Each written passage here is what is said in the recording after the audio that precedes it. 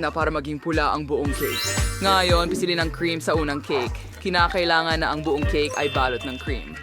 Ngayon, ilalagay natin ang cream sa lahat ng cake at buuin ang masarap na rainbow cake.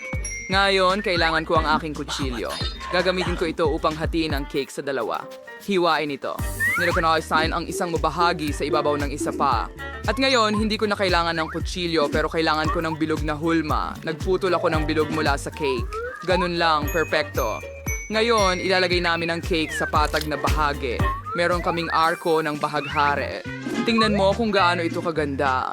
Ngayon, ang pinakakapanapanabik na bahagi.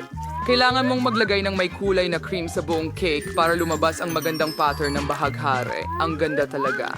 Siyempre, pula, dilaw, berde, asul at lila. Tingnan mo ang makinis, magandang rainbow cake na yan. Ngayon, lagyan natin ng mga ulap at mga mata ng mastic dito. O, tingnan mo yan. Hindi ba cute? Tapos na